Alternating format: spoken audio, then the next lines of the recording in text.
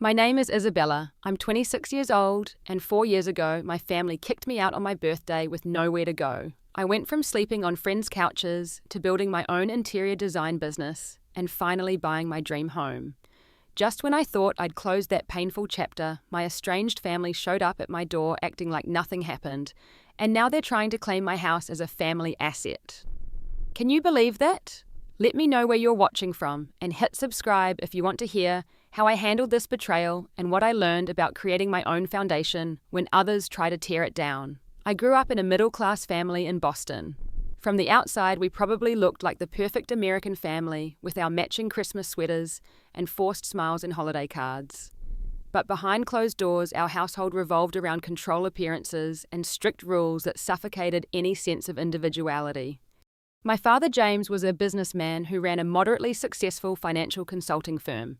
Everything in his life had to be calculated, including his children's futures. He wore tailored suits, kept his salt and pepper hair precisely trimmed, and spoke with authority that demanded respect.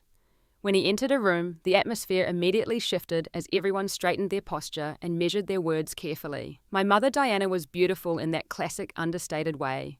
She had been raised to be the perfect supportive wife, and transferred those expectations to her daughters. She rarely contradicted my father, preferring to maintain peace at any cost. Her silence during family conflicts was perhaps more painful than my father's shouting. She would often come to my room afterwards with soft words and gentle touches, but never actually stood up for me when it mattered.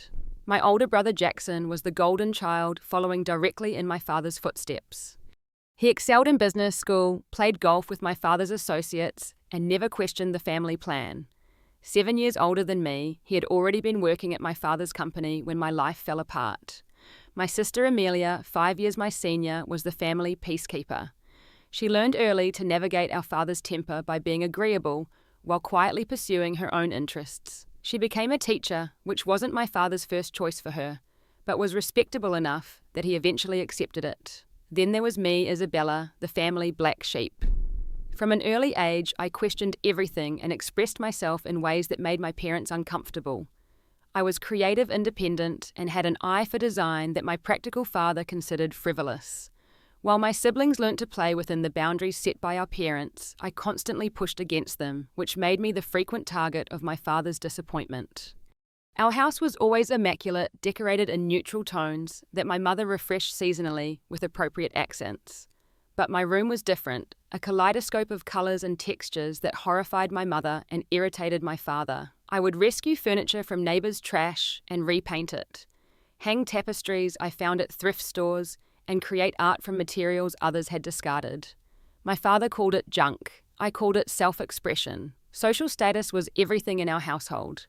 My parents hosted dinner parties for my father's clients, and my mother volunteered for charities that put her in contact with Boston's elite. We children were expected to be presentable, polite, and to speak intelligently about appropriate topics when introduced to guests. Jackson thrived in these settings. I found them suffocating. As I got older, the emotional distance between my family and me grew wider. In high school, when my friends were exploring different interests and identities, I was expected to maintain a perfect GPA, participate in respectable extracurriculars, and prepare for a sensible career. My growing passion for interior design was dismissed as a hobby, at best, a waste of time at worst. Interior decoration is not a real profession, Isabella, my father would say deliberately, using decoration instead of design to minimize it. You need to focus on something practical that will provide you with stability and respect. By the time I graduated high school, the battle lines were clearly drawn. I had been accepted to several art and design schools, but also to business programs that my father approved of. The ultimatum was clear: business school with parental financial support, or art school and being cut off. I compromised, agreeing to attend a university with a strong business program, but that also had excellent design courses. I declared a business major to appease my parents, while secretly taking as many design classes as I could fit into my schedule. For 3 years, this delicate balance worked. I maintained good grades in my business classes, which kept my father satisfied during our brief phone calls, while nurturing my passion and developing my skills in design studios. My roommate Zoe became my confidant and accomplice, covering for me when I spent nights working on design projects, rather than preparing for business exams. She saw how alive I became when discussing color theory or spatial relationships and encouraged me to follow my heart despite my family's pressure. "Your parents want what's best for you," she would say, "but only you know what will make you happy. Life's too short to live it for someone else." During those college years, family visits and holidays became increasingly tense. I would return home to find my room had been tidied, which meant my personal touches had been removed and replaced with generic decor my mother deemed appropriate. Conversations at dinner inevitably turned to my future plans, with my father steering every discussion toward joining the family business after graduation. "Jackson has been preparing your position in the marketing department," he would announce, ignoring my attempts to introduce my design aspirations. The clients love the idea of having both my children involved in the firm. It speaks to our values of family and legacy. My mother would squeeze my hand under the table, her silent way of asking me not to rock the boat. Amelia would quickly change the subject to something safe, while Jackson would look at me with a mixture of pity and annoyance, clearly thinking I should just fall in line. By my senior year, the facade was crumbling. I had secured an unpaid internship with a boutique interior design firm in Seattle, thousands of miles from Boston and my family's influence. I had applied without telling them, knowing they would try to sabotage the opportunity. As graduation approached, I knew I would have to reveal my plans and face the consequences. Little did I know how severe those consequences would be, or that my 22nd birthday would mark the end of my life as I had known it, and the painful beginning of something entirely new. My 22nd birthday fell just 2 weeks before my college graduation. I was riding the emotional high that comes with completing a significant chapter of life and standing on the precipice of something new. Despite the tension with my family, I was excited when they suggested coming to campus to celebrate my birthday weekend. Part of me hoped that the milestone might soften my father's heart toward my career choice.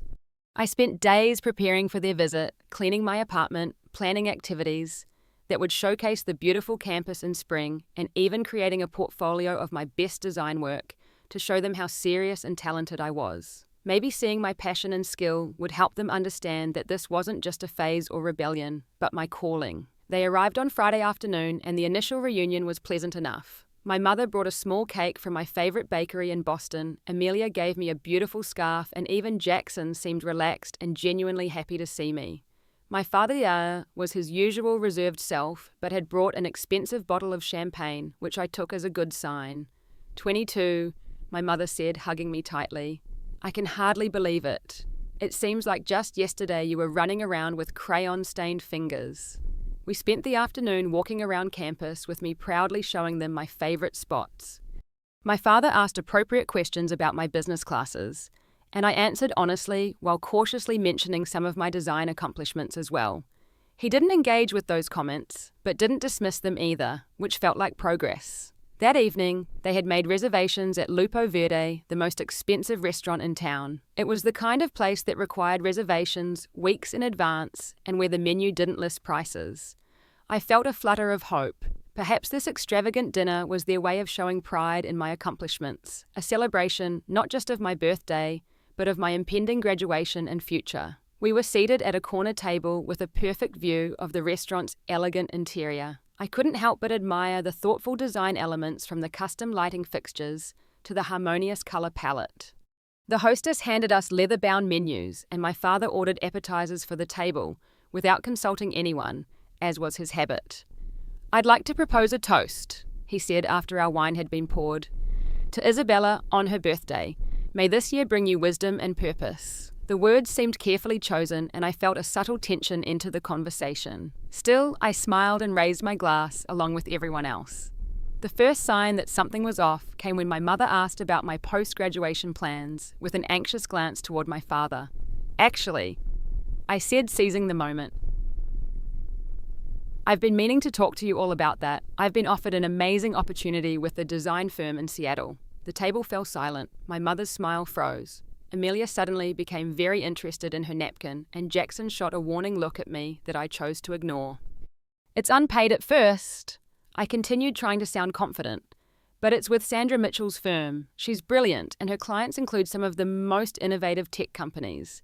It's incredibly competitive, and I'm one of only 3 interns selected this year." My father set down his wine glass with deliberate care. "I wasn't aware you had applied for internships outside of finance. especially not across the country. His tone was measured, but I recognized the dangerous calm before a storm. Still, I pressed on, pulling out the acceptance letter I'd brought for moral support. The program starts 2 weeks after graduation. I've already found affordable housing with some other interns, and while it will be tight financially for a while, I've saved enough from my campus jobs to make it work until the position becomes paid. And when exactly were you planning to inform us of this decision? My father asked, his voice now carrying an edge that made other diners at nearby tables glance our way. I'm informing you now, I replied, trying to keep my voice steady. I wanted to tell you in person, and I hoped that once you saw how important this is to me. Enough. My father cut me off, not loudly, but with such finality that I fell silent immediately. We did not put you through 4 years of business school for you to throw it all away on some artistic whim. It's not a whim, Dad. I've been working toward this for years. I've taken design classes alongside my business courses. I've built a portfolio. This is what I'm good at, what I love. What you love, he repeated with a dismissive scoff. Life isn't about following passing fancies, Isabella. It's about building something substantial, something that provides security and respect. My mother reached for my hand. Sweetheart, we just want what's best for you. Seattle is so far away and this field is so competitive. The position at your father's firm is guaranteed with a real salary and growth potential. The conversation deteriorated from there. My father laid out all the reasons my plan was foolish, from financial instability to wasting my education. When I tried to explain how my business knowledge would actually complement my design skills, he dismissed it as rationalization. This is your last chance, Isabella, he finally said, leaning across the table. Join the family business as planned, or you're on your own, completely on your own. The restaurant seemed to fade away as I processed his words. Are you threatening to cut me off because I want to pursue my own career? I'm stating facts. If you choose to reject everything we've built for you, then you reject our support as well. It's that simple. I looked to my mother, hoping for intervention, but she stared at her plate, tears welling in her eyes. Amelia looked pained but remained silent. Jackson sighed heavily, as if my defiance was an inconvenience to his evening. This is my life, I said finally, my voice surprisingly calm, despite the turmoil inside me. I need to live it on my terms, even if that's difficult for you to accept. My father's face hardened. Then you'll do it without our help, without our home, without our money, without our name. James, my mother whispered, it's her birthday. Which makes her ingratitude even more disappointing, he replied coldly. The rest of the dinner passed in excruciating tension. My father paid the bill and stood. We're returning to the hotel and then to Boston in the morning. Since you've made your choice, there's no reason to prolong this visit. I followed them outside in a daze, hoping this was just another of his pressure tactics. But when we reached their car, he turned to me with a finality that sent ice through my veins. Your things at home will be packed and stored in the garage. You have until the end of the month to collect them. After that, they'll be donated. You're not serious, I said, unable to believe what I was hearing. You're kicking me out because I want to be an interior designer instead of working for you. I'm holding you accountable for your choices, he replied. Adults face consequences. My mother was openly crying now, but still said nothing to contradict him. Jackson looked uncomfortable, but resigned, clearly unwilling to challenge our father. Only Amelia made a weak attempt. Dad, maybe we could talk about this tomorrow when everyone's calmer. There's nothing to discuss, he said, opening the car door for my mother. Isabella has made her decision.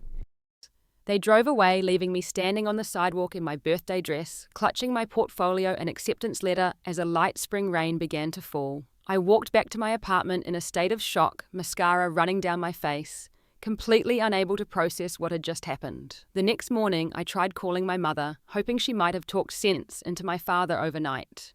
She answered in a whisper. I can't talk long. Your father is in the shower. Mom, please. This is crazy. Help me fix this. Isabella, you know how your father is once he's made up his mind. Maybe if you called him, apologized, or said you've reconsidered. Apologize for what? Having my own dreams, I can't live my life according to his plan. Then I don't know how to help you, she said softly. I love you, but your father. If you love me, stand up for me, I pleaded. There was a long pause. I have to go. He's coming out now. Case days. The line went dead, and with it my last hope for reconciliation. 2 weeks later, I graduated with no family in attendance. By then, I had already packed my meager belongings and purchased a one-way bus ticket to Seattle, utterly alone and terrified of what lay ahead. The first month after being disowned was a blur of panic grief and desperate scrambling to survive. I left most of my belongings in my college apartment, taking only what would fit in 2 suitcases and my backpack. The birthday money from my mother and siblings, along with my modest savings from campus jobs, gave me a small financial cushion, but I knew it wouldn't last long. My first night away from everything familiar was spent in a cheap motel room near the bus station in Seattle. The walls were thin enough that I could hear the couple arguing next door and someone's television blaring infomercials until dawn. I sat on the edge of the bed with its faded floral comforter, staring at my phone, half hoping it would ring with news that my father had changed his mind.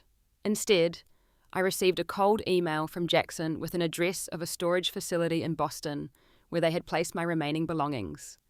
The message ended with, "Good luck with your choices." No expression of brotherly concern, no offer of help. I cried myself to sleep that night, feeling more alone than I ever had in my life.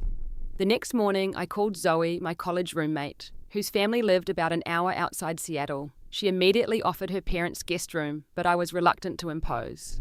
We compromised with a week's stay while I searched for something more permanent. "Whatever you need," Zoe said firmly. "My parents already love you from all my stories, and they have plenty of space." The Adams family was everything mine wasn't. Warm, supportive, and genuinely interested in my dreams, Mrs. Adams drove me to my internship interviews and helped me navigate Seattle's neighborhoods, while Mr. Adams reviewed my budget and gave practical advice about apartment hunting. They treated me like another daughter, which both healed and hurt my heart in equal measure. After a week, I moved to a couch in the cramped apartment of Taylor, another design graduate I'd met during my internship orientation. She shared the small 2-bedroom unit with 2 other girls, meaning I was essentially their 4th roommate, sleeping in the common area. I paid what I could afford, which wasn't much, and tried to make myself as unobtrusive as possible. "It's just temporary," Taylor assured me. "Once you find a better situation, you can move on, no hard feelings." What she meant by temporary and what I could actually achieve were vastly different. Seattle's housing market was brutal, and my unpaid internship meant I had to find paying work for evenings and weekends. Within 2 weeks, I had cobbled together 3 part-time jobs, morning shifts at a coffee shop near the design firm, weekend hours at a home decor retail store, and occasional evening work at a bar when they needed extra help. My daily routine was punishing. I would wake at 4:30 a.m. to be at the coffee shop by 5 Hazuras work until 8:30, then rush to my internship from 9 Hazuras to 5 Hezro. 3 evenings a week, I'd head straight to the bar until closing time.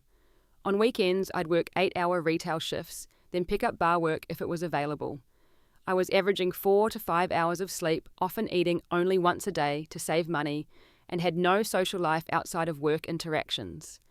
The physical toll was evident in my rapid weight loss and perpetual exhaustion, but the emotional toll was even worse. The smallest setbacks would trigger hours of silent tears on my makeshift bed after my roommates had gone to sleep. I missed my family desperately, even as I burned with anger at their abandonment. I questioned my choices daily, wondering if my father had been right about my foolish dreams. Living on a couch meant I had no privacy, no space to decompress. My belongings remained mostly packed, stacked neatly in one corner of the living room. I showered at odd hours to avoid inconveniencing my roommates, and ate my meals standing at the kitchen counter to minimize my presence in shared spaces. The one bright spot was the internship itself. Sandra Mitchell's firm specialized in commercial spaces with residential influences, offices, boutique hotels, and high-end restaurants that felt welcoming and personal while maintaining sophistication. Sandra was a legend in the Pacific Northwest design scene, known for her innovative use of local materials and incorporation of natural elements that reflected the region's unique character. I threw myself into every task, no matter how menial. I organized material libraries, created digital presentation boards, ran errands across the city, and took detailed notes during client meetings. I stayed late without being asked and volunteered for the projects no one else wanted. Sandra noticed. 2 months into my internship, she found me alone in the office at 8:30 p.m., creating alternate furniture layouts for a project that wasn't even mine. "Isabella," she said, leaning against the doorframe of the conference room where I had spread out my sketches. "It's Friday night. Shouldn't you be out with friends or something?" I looked up, startled. Sandra was in her 50s, with a sleek silver bob and impeccable style that somehow managed to be both classic and edgy. She rarely engaged with interns, directly delegating our supervision to her project managers. I just wanted to finish these options for the Travis Tech lobby, I explained. I had some ideas during the site visit that might address their traffic flow concerns. Kaiti took them. She walked over and studied my sketches, her expression unreadable. These aren't bad. Actually, they're quite good, but they weren't your assignment.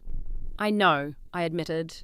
But I heard Lisa struggling with solutions during the team meeting, and I thought maybe a fresh perspective might help. Sandra pulled out a chair and sat down. Why are you here, Isabella? And I don't mean in the office tonight. I mean in Seattle at this firm in this industry. The question caught me off guard. Because I love design, I believe spaces affect how people feel and function, and I want to create environments that improve their lives. That's a textbook answer. I want the real one. Maybe it was exhaustion, or maybe it was the first time in months someone had actually asked about my feelings, but something in me broke open. I told her everything. My controlling family being disowned on my birthday, sleeping on a couch, working 3 jobs to survive, and still believing that design was what I was meant to do. When I finished, Sandra was silent for a long moment. Well, she finally said, that explains the bags under your eyes and why you're wearing the same 3 outfits in rotation. I flushed with embarrassment, but she continued before I could respond. I started this firm after my divorce with 2 kids to support and a male-dominated industry that didn't take me seriously. I lived in a studio apartment with my children for 3 years, working from my kitchen table until I landed the Harborview Hotel contract. She gathered my sketches into a neat pile. Talent matters, Isabella, but hunger matters more. You have both. The following Monday, Sandra assigned me as a junior assistant on a restaurant project, a paid position that came with a small but stable salary. It wasn't enough to solve all my problems immediately, but it was a lifeline thrown when I was barely keeping my head above water. With my first real paycheck, I found a room to rent in a house shared by 4 other young professionals. The room was tiny, barely fitting a twin bed and small desk, but it had a door I could close and a window overlooking a maple tree that turned brilliant orange in the fall. It felt like a palace compared to the couch. I still kept my coffee shop job in the mornings, but was able to drop the bar work. My new roommates were kind but busy with their own lives, which suited me fine. I was still too raw, too wounded to form close friendships. Instead, I poured everything into my work, determined to prove to myself, to Sandra, and to my absent family that I was making it on my own terms. 6 months into my Seattle life, I received a holiday card from my mother with a brief note and a check that I couldn't bring myself to cash. Returning it felt too much like mirroring my father's cruelty, but accepting it seemed like validating his belief that I couldn't survive without them. The check sat in my desk drawer, untouched, a painful reminder of the complicated love that had become conditional. That first year was a lesson in endurance. I learned to stretch a grocery budget beyond what seemed possible to mend clothes rather than replace them, to find joy in small moments of beauty that cost nothing. I learned that hunger feels like a hollow space behind your ribs, that loneliness has a physical weight, and that determination can carry you through days when hope seems like a luxury you can't afford. But I also learned that I was stronger than I'd ever imagined. Each day I survived was proof that my father had been wrong about me. Not just about my career choice, but about my character, my resilience, my worth. In the crucible of that painful year, something in me was being forged that would later become my greatest asset, though I couldn't see it through the flames at the time. The real turning point in my journey came 14 months after arriving in Seattle. By then I had settled into a rhythm at Sandra's firm, progressing from junior assistant to associate designer on smaller projects. I was still living paycheck to paycheck, but the acute panic of those early months had subsided into a more manageable chronic stress. Sandra had become more than a boss. She was a mentor and increasingly the maternal figure my own mother had failed to be. She pushed me professionally, critiquing my work with bracing honesty, but also celebrating my growth with genuine pride. More importantly, she shared her own struggles and wisdom from decades in the industry. Design is problem-solving with beauty as a constraint, she often said. Anyone can make something functional. Anyone can make something pretty. The magic happens at the intersection. One rainy Tuesday morning, Sandra called me into her office and closed the door, something she rarely did. My immediate thought was that I'd made a mistake or was being let go, and my heart raced with familiar panic. "Relax, Isabella. You're not in trouble," she said, noting my expression. "I have an opportunity for you, but it's unconventional." She explained that a friend of hers had purchased a small cafe in the Capitol Hill neighborhood and needed a complete redesign on a tight budget. The space was only 800 square feet and the client couldn't afford the firm's usual fees. Normally, I'd pass on this entirely, but Vivian is an old friend, and I think this could be perfect for you to take on independently. She can pay you directly outside the firm. I'll review your work, of course, but the project would be yours. I was stunned. "You'd trust me with a solo project for your friend. Vivian knows it would be your first independent work. The budget is small, but it's real money, and the exposure could be valuable. Capitol Hill gets a lot of foot traffic from exactly the type of clients you want to attract eventually." The opportunity terrified and thrilled me in equal measure. Working directly with a client, managing a budget, making all the design decisions. It was exactly what I wanted, but felt premature. Sandra must have read my doubts. "You're ready, Isabella. You've been ready. Sometimes we need someone else to see it before we can see it ourselves." Sage Cafe became my obsession over the next 3 months. The tiny space had been a succession of failed businesses, most recently a phone repair shop that had left fluorescent lighting and generic commercial fixtures. Vivian wanted something warm and inviting that would stand out among the neighborhood's trendy establishments. Working with a budget that would make most designers laugh, I scoured thrift stores, estate sales, and salvage yards for materials with potential. I repurposed old growth timber from a demolished warehouse for shelving and counter surfaces. Vintage French doors became a room divider between the main cafe and a small reading nook. Mismatched pendant lights were rewired and clustered to create a striking focal point. I worked evenings and weekends, often alongside Vivian and her partner Rachel, who jumped in to help with demolition and painting. The three of us formed a bond over shared meals after long work sessions, trading stories and dreams while covered in sawdust and paint. When Sage Cafe opened, it received unexpected attention from a local design blog which featured before and after photos with the headline, "Sustainable Style Capitol Hill's newest cafe is big, on charm small, on environmental impact." The article highlighted the repurposed materials and mentioned me by name as a rising talent in Seattle's eco-conscious design scene. The exposure led to 2 more small commissions, a startup's office lounge and a jewelry designer's studio apartment. I continued working at Sandra's firm during the day while building my own client base on nights and weekends. Sandra was supportive, even helping me navigate contracts and billing for my independent work. "Just don't burn out," she warned, "and don't poach our clients, or we'll have a very different conversation." Around this time, I started an Instagram account dedicated to my design work. Initially, it was simply a portfolio to show potential clients, but I began adding process photos and stories about the challenges and solutions in each project. I was transparent about budgets and resourceful approaches, which resonated with followers who appreciated design but lacked unlimited resources. The account grew slowly but steadily until I posted a dramatic transformation of my own tiny bedroom.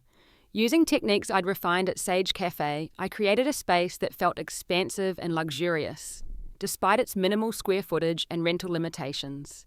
The post went viral within design circles, gaining thousands of likes and comments from people facing similar challenges in urban apartments. Suddenly, my inbox was flooded with inquiries from homeowners and renters wanting consultations. Most couldn't afford traditional design services, but were willing to pay for specific advice on their spaces. I developed a consultation package that included a 2-hour session and a digital mood board with product recommendations, which became surprisingly popular.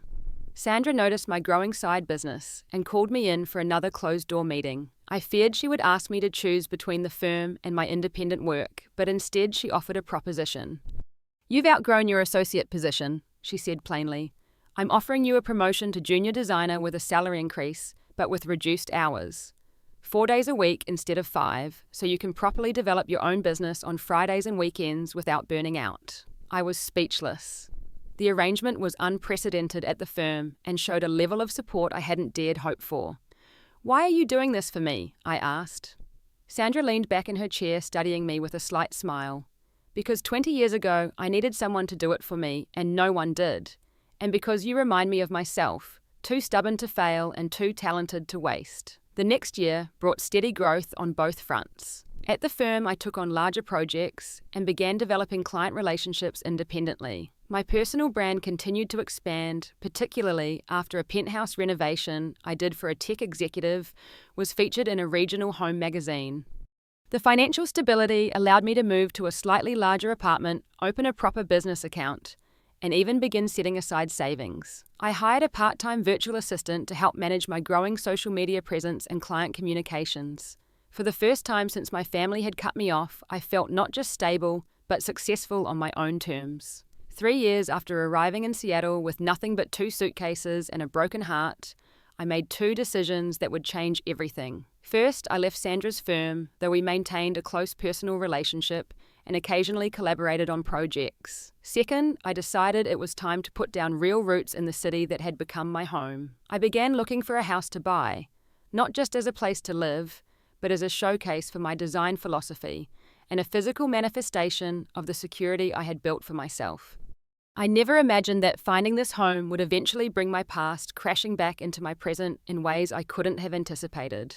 After months of searching, I found the perfect house in Seattle's Ravenna neighborhood, a 1920s craftsman that had seen better days but retained its original character beneath years of questionable renovations. The price was within my budget because of its condition, but I saw past the outdated kitchen and garish bathroom tile to the home's beautiful bones and abundant potential. The house had sat on the market for nearly 6 months, deterring buyers with its avocado green appliances and wood-paneled walls in the basement that gave a distinct 1970s horror movie vibe. But where others saw obstacles, I saw opportunity. The solid fir floors hidden under stained carpet, the original leaded glass windows, the built-in bookshelves flanking the brick fireplace. These were treasures waiting to be restored. Closing day was surreal. As I signed document after document, I kept expecting someone to stop the process, to tell me there had been a mistake, that people like me, people whose families had thrown them away, didn't get to have homes of their own. But when the agent handed me the keys, they were solid and real in my palm. Physical proof that I had built something lasting from the ashes of my old life. That first night in my empty house, I sat on the floor of what would become my living room, eating takeout straight from the container and making plans by flashlight, since the electricity hadn't been turned on yet. I felt a profound sense of peace mixed with wild excitement. This space was mine to transform not just aesthetically, but emotionally. It would become the home I had always wanted but never quite had, a place of security, creativity, and authentic self-expression. The renovation consumed the next year of my life. I approached it systematically, tackling structural issues first, before moving on to cosmetic changes. Some work I hired out, plumbing, electrical, a new roof. But much of it I did myself, learning from online tutorials, weekend workshops at the hardware store, and the patient guidance of Sandra's husband, a retired contractor who took me under his wing. I documented the entire process on my Instagram, sharing honest accounts of mistakes and victories alike. My followers doubled, then tripled, as people connected with the raw authenticity of a young woman rebuilding both a house and her life with her own hands. The comments section became a community of encouragement and practical advice from DIY enthusiasts and professional contractors alike. "You're giving people more than design inspiration," Sandra told me over coffee one morning as we reviewed my kitchen plans. "You're showing them resilience in action. That's why they're so invested in your journey." The kitchen became the heart of the renovation, both literally within the home's layout and figuratively as the space where I invested the most time and resources. I designed custom cabinets that maximized the modest footprint, incorporated a vintage farmhouse sink I'd rescued from a salvage yard, and splurged on commercial-grade appliances that would last decades. The space perfectly balanced functionality with beauty, professional enough for developing recipes for my growing food styling side business, but warm enough for gathering friends around the expansive island I'd designed as the room's centerpiece. The master bathroom transformation was equally dramatic, converting a cramped, awkward layout into a spa-like retreat with a walk-in shower soaking tub and custom vanity built from reclaimed wood. The once creepy basement became a welcoming guest suite and office space, with French doors opening to the backyard's newly landscaped garden. As I worked, I poured not just my design knowledge but my emotional journey into every choice. The color palette throughout the house moved from light to dark and back to light, mirroring my path from innocence through darkness to hard-won wisdom. I incorporated elements that represented strength and growth, Exposed beams, living plants, stones collected from Seattle beaches. Nothing was random, every object had meaning, every space told part of my story. Sandra visited regularly to consult on technical challenges, but increasingly she came simply to witness the transformation with pride. "You've created something extraordinary here," she said during one visit, running her hand along a wall I'd just finished painting. "This isn't just good design, this is healing made visible." When the major work was complete, a local shelter magazine reached out after discovering my renovation through Instagram. They wanted to feature the house in their annual Transformation issue. The photo shoot was scheduled and I spent weeks perfecting every detail. Knowing this exposure could take my business to another level, the article, when published, exceeded my wildest expectations. Spread across 12 pages with stunning photography, it told not just the story of the house, but my personal journey as well. The writer had interviewed me extensively, and I'd been unusually candid about my family's rejection and my struggle to build a new life. Something about the milestone of completing the house had made me ready to share that painful chapter publicly. "From homeless to home, creator-designer, Isabella transforms craftsman and career," ran the headline. The article detailed my path from sleeping on friends' couches to founding my now thriving design studio using the house renovation as both literal and metaphorical evidence of my resilience. It included before and after photos of rooms alongside snippets of my emotional state during various phases of the project. The magazine hit newsstands nationwide, and my Instagram followers doubled overnight. Client inquiries flooded in, many from people who connected with my personal story as much as my design aesthetic. I began booking projects months in advance and hired 2 junior designers to help manage the workload. At 26, just 4 years after being disowned, I had created a successful business, a beautiful home, and a life filled with purpose and authentic relationships. I thought I had closed the chapter on my family's rejection, transformed it into part of my origin story rather than an open wound. I was wrong. 3 weeks after the magazine was published, I received a text message from my sister Amelia that would disrupt the peace I'd worked so hard to build. "I saw the article. I'm so proud of you. Can we talk?" Her message was the first contact from my family in almost 4 years, apart from my mother's occasional holiday cards with their awkward impersonal notes. I stared at the phone for hours, unsure how to respond, feeling the carefully constructed walls around my heart beginning to crack. I finally replied with my phone number, but no additional message. The ball was in her court now. When Amelia called the next day, her voice brought back a flood of memories. Sunday dinners, Christmas mornings, whispered conversations after our parents had gone to bed. I fought to stay present, to remember that this was the same sister who had remained silent while our father cast me out. "The house is beautiful, Bella," she said, using my childhood nickname. "I always knew you were talented, but what you've created is remarkable." "Thank you," I replied stiffly. "Is that why you called, to compliment my design skills?" "I called because I miss you," she said softly. "And because I'm sorry. I should have stood up to Dad that night. I should have stayed in touch regardless of what he demanded." Her apology loosened something in my chest, but years of hurt couldn't be erased with a single conversation. "It's been 4 years, Amelia. 4 years without a word. I know, it's unforgivable, but if you're willing, I'd like to try to rebuild our relationship. I'm in Portland now, just a few hours away. I could visit, or you could come here, whatever makes you comfortable." The thought of seeing any member of my family face to face made my stomach clench with anxiety, but a small part of me yearned for reconciliation, or at least closure. "I need time," I told her. "This is unexpected."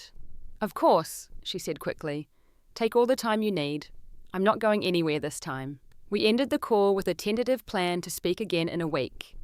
I spent that evening walking through my house, touching the surfaces I'd restored, drawing strength from the physical manifestation of my journey. Whatever happened with my family, I had built this sanctuary for myself. It was mine, earned through tears and sweat and relentless determination. What I didn't know then was that Amelia's call was just the beginning. The magazine had made its way to Boston, to my parents' home, to my father's desk. And while my sister reached out with what seemed like genuine remorse, others in my family saw something very different in those glossy pages. Not a daughter's triumph over adversity, but an asset they believed they had a claim to. 1 week after Amelia's call, I agreed to meet her at a neutral location, a quiet cafe halfway between Seattle and Portland. The reunion was awkward, but not as painful as I had feared. My sister had changed in the years since I'd seen her, seeming more confident and less willing to smooth over uncomfortable truths. I left the family business last year, she revealed as we picked at our sandwiches. Dad didn't speak to me for 2 months. What happened? I got tired of the toxicity. After what happened with you, things changed. Dad became even more controlling, Mum, more withdrawn. Jackson threw himself into being the perfect son to compensate for losing you. She explained that our father's business had been struggling for the past few years. A few key clients had moved to younger, more innovative firms, and the company hadn't adapted well to changing market conditions. It's not just financial pressure, Amelia said, stirring her coffee absently. I think seeing you succeed so dramatically after he predicted you would fail has shaken Dad's confidence in his own judgment. I felt a complex mixture of vindication and lingering hurt. So he's seen the article. Everyone has. Mum keeps a copy hidden in her bedside table. I caught her looking at it one night when I was visiting. The image of my mother secretly treasuring evidence of my life brought unexpected tears to my eyes. I had hardened my heart against her particular betrayal, the quiet enabling that had allowed my father's cruelty to flourish, but part of me still longed for her approval, her love.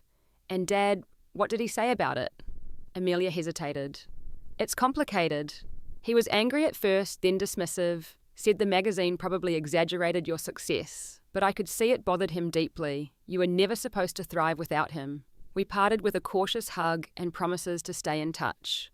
Over the next few weeks, we texted regularly, rebuilding our relationship in small, careful increments. She shared stories about her teaching job and the man she had recently started dating. I sent her pictures of design projects and snippets of my daily life. It felt like building a bridge across a chasm. Slow, deliberate work that required patience and trust. Then exactly 1 month after reconnecting with Amelia, everything exploded. I was in my home office reviewing client proposals when the doorbell rang. Through the frosted glass panels of my front door, I could make out 2 figures standing on the porch. Assuming they were potential clients, or perhaps neighbors, I opened the door with a welcoming smile that instantly froze on my face. My parents stood before me, looking simultaneously familiar and like strangers. My father, more grey than I remembered, but still imposingly tall, wore the same stern expression I had grown up fearing. My mother, thinner and more fragile-looking, clutched her handbag with white knuckles, her eyes darting between my face and the interior of my home, visible behind me. Isabella, my father said, as if we had seen each other just yesterday instead of 4 years ago. You've done well for yourself. I gripped the door handle tightly, fighting the instinct to slam it shut. What are you doing here? My voice came out steadier than I felt. We're in Seattle meeting with potential clients, he replied smoothly. When we realized how close we were to your home, we thought we should stop by. Family is family, after all. The audacity of his statement left me momentarily speechless. Family is family, as if he hadn't been the one to sever that bond on my birthday 4 years earlier. My mother stepped forward, reaching out as if to touch me, then dropping her hand when I flinched away. The house is lovely, dear, just like in the magazine. Something in her wistful tone made me suspect this visit wasn't her idea. I looked between them, trying to read the real purpose behind their unexpected appearance. May we come in? My father asked, already moving forward as if my answer was a foregone conclusion. Against my better judgment, I stepped aside. Part of me wanted them to see what I had built without them to witness firsthand the success they had never believed possible. Another part, smaller but persistent, still yearned for their approval, their acknowledgement that they had been wrong about me. They moved through my home like tourists in a museum, commenting on details but maintaining emotional distance. My father noted the quality of the restoration with professional assessment rather than paternal pride. My mother touched surfaces gently, as if afraid they might disappear under her fingers. You've always had an eye for these things, she said softly, running her hand along the kitchen island I had designed. Even as a little girl, you were always rearranging your room. The comment, this small recognition of who I had always been, landed like a stone in still water rippling through my defenses. We settled in the living room, an awkward triangle of estrangement. For several minutes, we exchanged stilted pleasantries about the weather, the Seattle traffic, the view from my back garden. Then my father cleared his throat, setting his untouched tea aside. Your article was quite impressive. He began, his tone shifting to the one he used for business discussions. The house transformation especially. You've created significant equity in a short time. That wasn't why I did it. I replied. "This is my home, not an investment property." "Everything is an investment in the right context," he countered. Which brings me to the purpose of our visit. Here it was the real reason they had appeared on my doorstep after years of silence. I braced myself. "The family business has faced some challenges recently," he continued. "Nothing serious, just the natural ebb and flow of the market. We've been discussing diversification strategies, and your mother suggested your home might be an excellent venue for client entertainment and smaller corporate retreats." I blinked, certain I had misunderstood. "You want to use my house for your business functions?" "It would be mutually beneficial," he explained as if presenting a routine business proposal. "Your design work would gain exposure to high net worth individuals, and we would have access to a distinctive property that showcases family talent." "Family talent," I repeated incredulously. "You disowned me. You told me I was no longer part of this family." My mother flinched, but my father merely waved his hand dismissively. Emotions ran high that night. Things were said in the heat of the moment. Things were said. "You kicked me out with nowhere to go. I was homeless, sleeping on couches, working 3 jobs to survive." "And look how well it turned out," he replied, gesturing around the room. "You needed that push to develop self-reliance. Now you're successful, and it's time to reintegrate your achievements with the family legacy." I stood up, trembling with rage. "There is no family legacy for me. You made that abundantly clear." "Don't be dramatic, Isabella." His tone hardened. "This house is a family asset, whether you acknowledge it or not. You're my daughter, and what you've built ultimately reflects and belongs to the Carter name." The room seemed to tilt around me as his words sank in. "Are you actually claiming some kind of ownership over my home? The home I designed, renovated, and paid for entirely on my own. I'm saying that as a family, we have certain rights and responsibilities to each other. Your success should benefit all of us, just as the family's resources benefited you during your upbringing." "Get out," I said quietly then, with growing volume. "Get out of my house right now." My mother rose, distress evident on her face. "Isabella, please. Your father is just trying to find a way to bring you back into the fold. We've missed you terribly. If you missed me, you could have called. Any time during the past 4 years, you could have reached out. But you didn't. And now you're here because you think you can use my home, my success to prop up the business."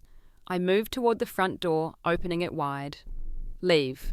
Both of you." My father stood slowly, his expression darkening.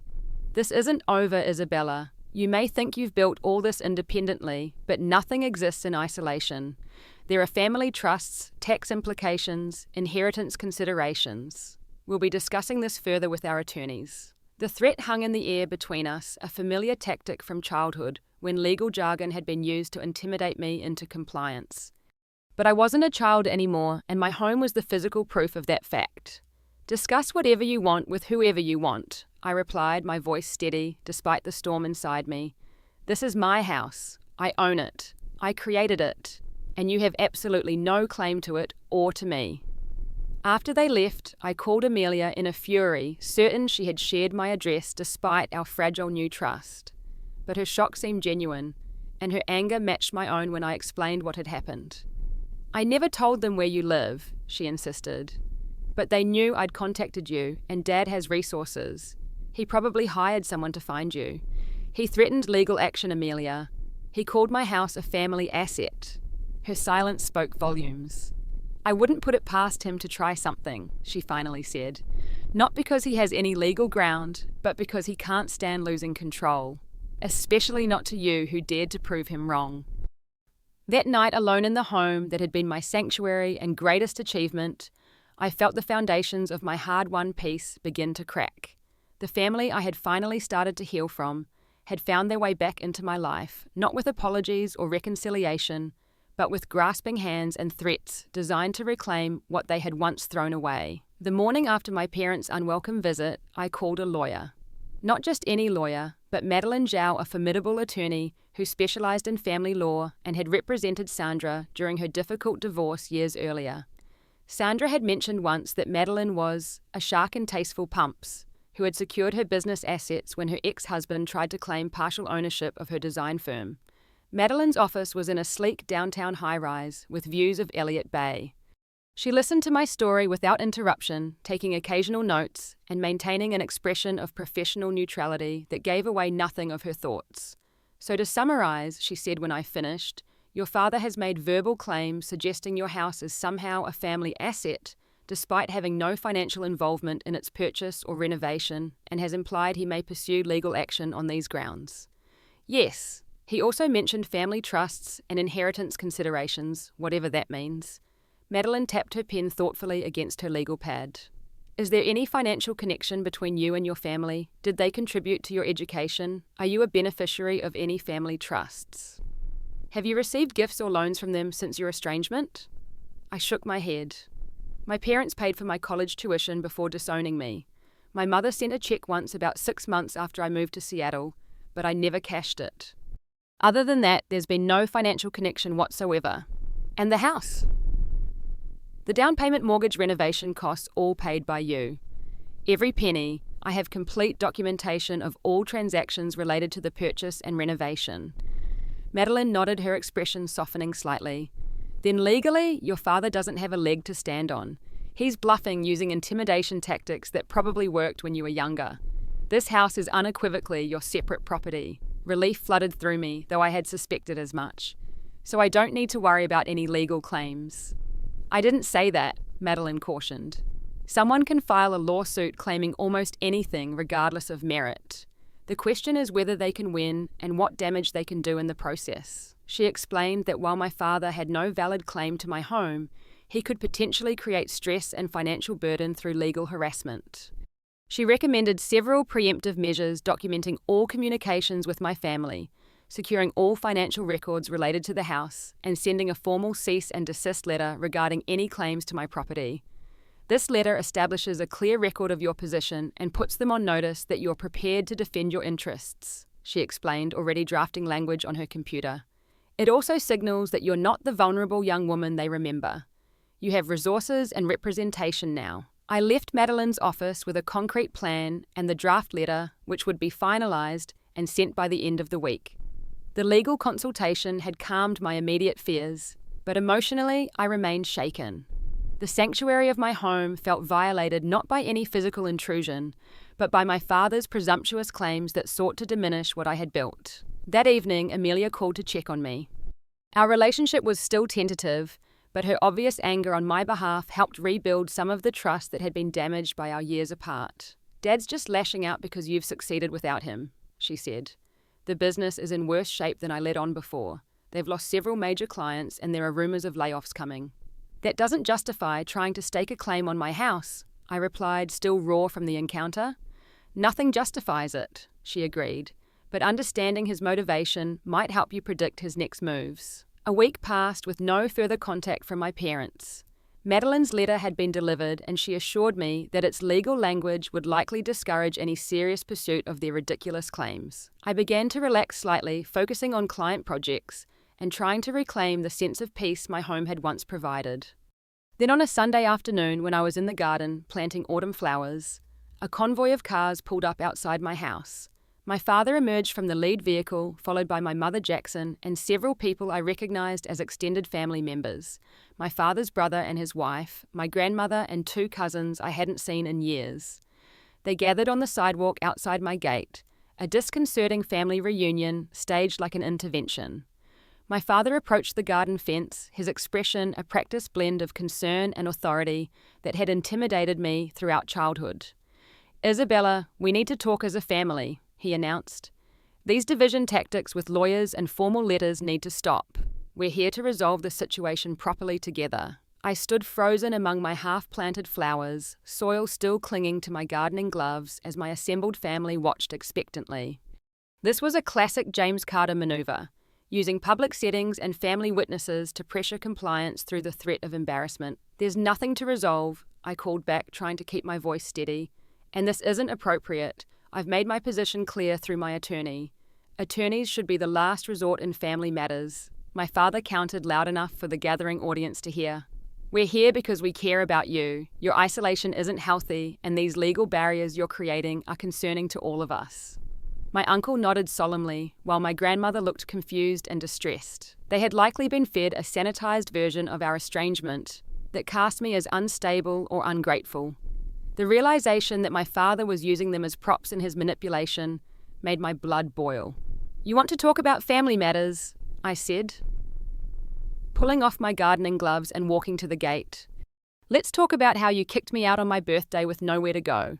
Let's talk about how none of you— I swept my gaze across the assembled relatives, reached out to see if I was okay, if I had food or shelter or support. My grandmother's hand flew to her mouth. My cousins exchanged uncomfortable glances. Let's talk about how I slept on friends' couches for months working 3 jobs while trying to build a career. How I ate ramen noodles for weeks straight because I couldn't afford proper groceries. How I cried myself to sleep wondering what was so fundamentally wrong with me that my own family could discard me like garbage. My voice had risen with each sentence, years of suppressed hurt pouring out in the afternoon sunshine. My mother was openly weeping now, while my father's face had hardened into a mask of disapproval. This theatrical display isn't helping anyone, he said dismissively. You're clearly still too emotional to discuss this rationally. No, Dad. For the first time, I'm seeing things with complete clarity. I looked around at my relatives, most of whom seemed shocked by my account. Did he tell you he disowned me because I wanted to be an interior designer instead of joining the family business? Did he mention that he gave me 1 hour to pack before throwing me out? Or did he spin some story about me abandoning the family, being ungrateful for all he'd provided? The uncomfortable silence told me everything I needed to know. My father had controlled the narrative as he always did, presenting himself as the reasonable patriarch dealing with a difficult child. Isabella, enough, my father snapped. This public airing of grievances is beneath you. We're here to help bring you back into the family fold to heal these divisions. There's nothing to heal until you acknowledge what you did, I replied. And there will never ever be any discussion about my house being a family asset. I built this life after you destroyed my old one. You don't get to claim the results of my struggle as your own. My brother Jackson, who had remained silent until now, stepped forward. To my surprise, his expression wasn't the contemptuous one I expected, but something more complex, almost apologetic. Dad, this isn't right, he said quietly. Isabella's house is hers. We have no business making claims on it. My father turned to him incredulous. You're taking her side in this. I'm not taking sides. I'm stating facts. Jackson straightened, meeting our father's glare without flinching. We're here under false pretenses. You told us this was about reconciliation, not about asserting control over Isabella's property. A murmur went through the gathered family members. My uncle frowned, glancing between my father and me with new understanding. The united front my father had orchestrated was fracturing before my eyes. My mother stepped away from my father's side for the first time, approaching the gate where I stood. James, this has gone far enough. Look what you're doing to our family. Again. Her words hung in the air, the again carrying significant weight. My father's face flushed with anger as he realized he was losing his audience. Diana, you're being manipulated by her tears as always, he snapped. This stubborn defiance is exactly why firm boundaries were necessary 4 years ago. Boundaries? My mother's voice rose uncharacteristically. You threw our daughter out with nowhere to go on her birthday. That wasn't a boundary, it was cruelty, and I've been ashamed of my silence every day since. The public challenge from his usually compliant wife seemed to stagger my father. He looked around at the family gathering, now clearly uncomfortable with the direction the intervention had taken.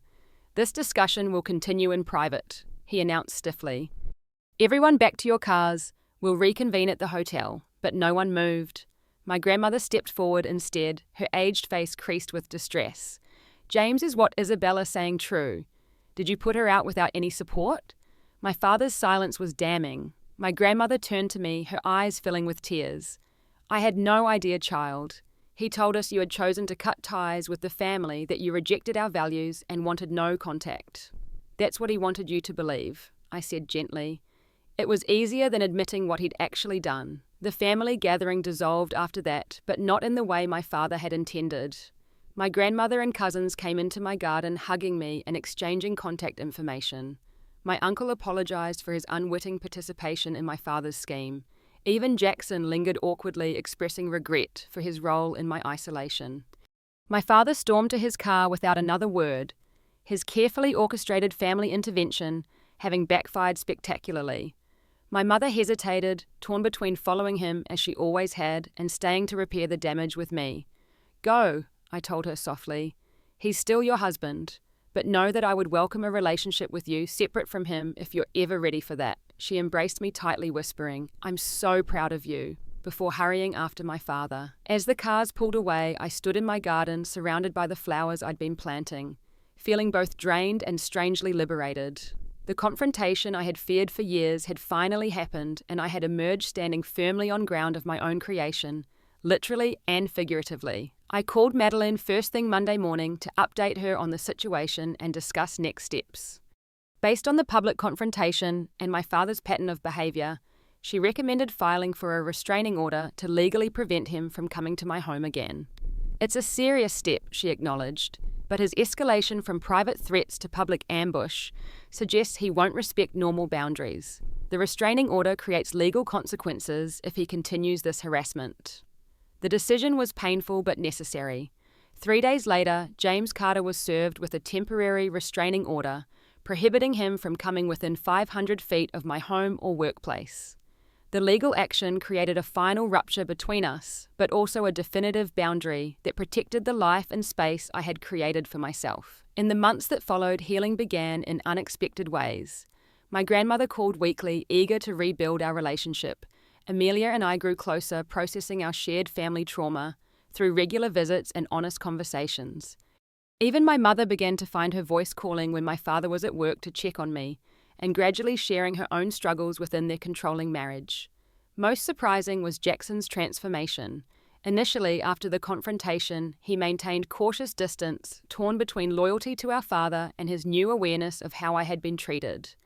But when my father fired him for his public betrayal during the intervention, Jackson experienced firsthand the conditional nature of our father's love. 6 months after the restraining order was issued, I received an email from my father. I almost deleted it unread, but decided that facing his words was part of my continued healing. The message was brief but unprecedented. "Isabella, I have begun working with a therapist at Diana's insistence. Our sessions have forced me to confront certain truths about my behavior as a father and husband. I understand now that my actions toward you were inexcusable and caused profound harm. While I don't expect forgiveness, I want you to know that I am working to change. The restraining order will be respected. If you ever wish to have contact in the future, it would be on your terms entirely. James Carter." It wasn't a warm apology or a declaration of fatherly love, but from a man who had never before acknowledged wrongdoing in his life, it represented seismic change. I didn't respond immediately, allowing myself time to process this unexpected development with my own therapist, whom I had been seeing since shortly after moving to Seattle. Eventually, I wrote back a simple acknowledgement, neither accepting nor rejecting the tentative olive branch, but recognizing the effort it represented. Our relationship might never be restored to what it should have been, but the toxic cycle of control and rejection had finally been broken. 2 years after my parents' attempt to claim my home, I hosted Thanksgiving dinner in that same house. Around my table sat an unconventional family, Sandra and her husband Amelia and her now fiancée, my grandmother, a few close friends who had supported me through the darkest times, and even my mother who had separated from my father and was cautiously building an identity independent of him. Jackson came for dessert, bringing his new girlfriend, and an awkward but genuine attempt at brotherly connection. We were all works in progress, learning to relate to each other as the adults we had become, rather than the roles we had once been assigned in our family drama. My father was not present, honouring both the legal boundaries of the restraining order, which had since expired, but which I'd asked him to continue respecting, and the emotional boundaries I had established.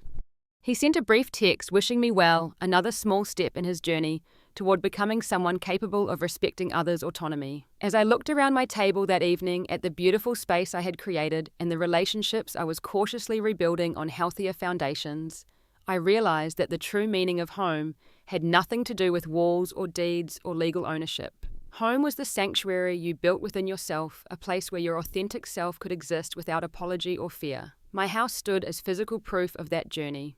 From homeless to homeowner, from rejected daughter to self-sufficient woman. But the real transformation had happened within me in learning that family isn't defined by blood or obligation, but by mutual respect and unconditional support. Have you ever had to rebuild your life after a major rejection or loss? I'd love to hear your stories in the comments. And if this story resonated with you, please hit that like button and subscribe to hear more journeys of resilience and growth. Remember, sometimes the family you create matters more than the one you were born into. Thank you for listening, and may you find strength to build your own foundations when others try to tear them down.